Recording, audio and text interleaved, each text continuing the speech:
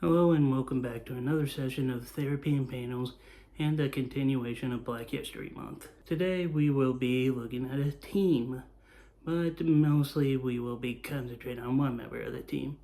That member being Zack Taylor from the Mighty Morphin Power Rangers. What can I say about the Power Rangers that wasn't already said? Based off the Japanese show Super Sentai Ranger, 5 teenagers are chosen by an intergalactic wizard to defend the Earth from the return of the evil Rita Repulsa.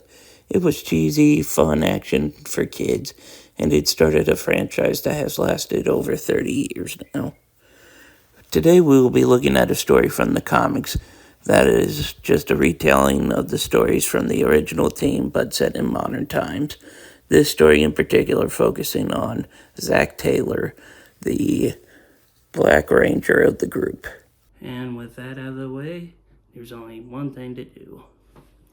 It's Morphin time! Supergirl! Let's dig into Mighty Morphin Power Rangers issue number 5. I really like this cover with the green mist in the background, hinting at things to come, as Rita is pulling Zack away from the other Rangers for some kind of evil scheme. It's something that works really well, and it's fitting for the story. We begin the story somewhere in Italy as their prime minister is giving a speech declaring he and the people of Italy will not bow down to the likes of Rita Repulsa, as she is watching through her own viewing globe off in the moon. Figures every time I try to watch my stories, the political stuff comes on.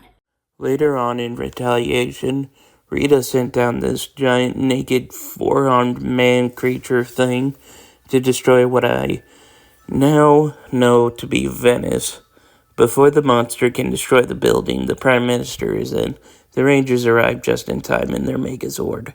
During the fight, Jason decides to pull the equivalent of a Leroy Jenkins, I guess, as he jumps out of the Megazord and stabs the monster to distract it enough to try and get the Prime Minister to safety. Luckily, the distraction worked long enough for Zack to take control of the Megazord and defeat the monster. The people are celebrating, especially the bravery of Jason and his actions, as it seems Zack here is feeling a little jealous for not getting any glory. I mean, can't really blame him for feeling that way. He is the guy who saved both Jason and the Prime Minister there. Wouldn't hurt to give him a little bit of praise there. Rita, viewing this, must sense the jealousy or something as she comes up with an idea. As sometime later back home, Zack is walking down the street as he is ambushed by Goldar and a squad of putties, and they take him away. He wakes up in Rita's castle's prison dimension thing from the show, and personally comes to Zack, showing she comes in peace, stating he still has his power coin and can leave any time. All she wants to do is just talk with him. She starts to mess with him by using his insecurities of how he got no credit for what happened in Italy, and claims she has something to show Zack, sparking his curiosity. My collection of one-piece trading cards, aren't they cool? She starts with that whole speech of, I just want the earth to thrive, and under my rule it will be seen as how currently with things like war and whatnot, we aren't ruling or doing any better with it ourselves, and proposes something to Zack.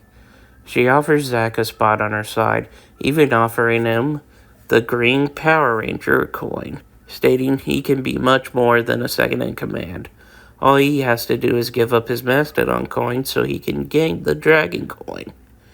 It seems like she got through to him as he takes out his Morpher, only for it to be a psych as he knocks the Dragon coin out of Goldar's hand trying to grab it, but Rita blasts him before he can take it. Before it turns into a gigantic big brawl, Zack manages to teleport away. Back at the command center talking with Zordon, he has Zack not mention the new power coin until he has more information, and Zack talks with him about how he was tempted by the things Rita said. Not out of the jealousy of Jason, but he truly feels like with the power they have, they truly could do a lot more for the planet. And it's something that has been bothering him.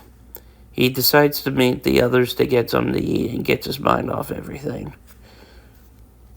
As we finish the comic, Rita realizes she needs a blank slate for her evil Power Ranger. But a voice states how this plan will fail. And with that, that mystery voice is going to have to be revealed for maybe a future time, as we are done with this issue. And for my diagnosis, I thought it was pretty good. I do enjoy the feeling Zack has. I'm sure many people have felt something like this. With all the power that people have in this world, they really could be making the world a better place, but decide not to for selfish or just laziness, whatever decision it is. It's a really good dilemma, and I can see how this is one of the reasons why in the show Zack left the team and ended up becoming a councilman. And this could just be my opinion, but kind of an idiotic choice there, Zordon, to not even let the others mention that, oh, there's another power coin out there and Rita's possession of it. Could have had them prepare for that when a certain summon arrives. And that is all the time we have for today's session. Thank you all for attending. As always, if you liked the video, please be sure to leave a like, comment, and subscribe. As always, I am the Super Guru, signing off.